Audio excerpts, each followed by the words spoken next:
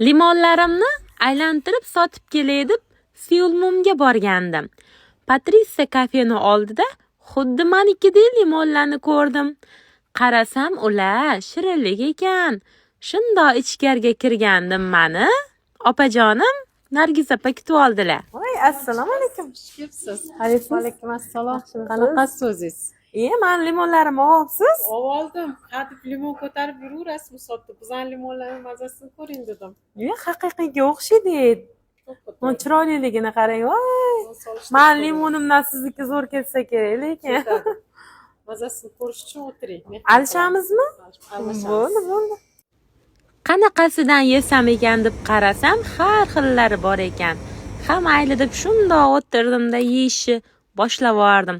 Lekin shunaqa zo'r ekan, voy, endi bularning mazalarini aytmaysizmi? Men bularning nomlarini bilmayman. Lekin menga soatli bilan fistashkaligi juda ham yoqdi. Eng muhimi, qarang, xuddi menikiga o'xshagan limonli shirinliklari bor ekan. Haqiqiysi bilan farqlab ham bo'lmadi, qoyil lekin. Patritsiya kafega kelinglar sizlar ham. Tepada o'tiradigan chiroyli joylari bor ekan. Manzaraga gap yo'q. Shirinliklarni yeb olib, men uyimga qaytdim.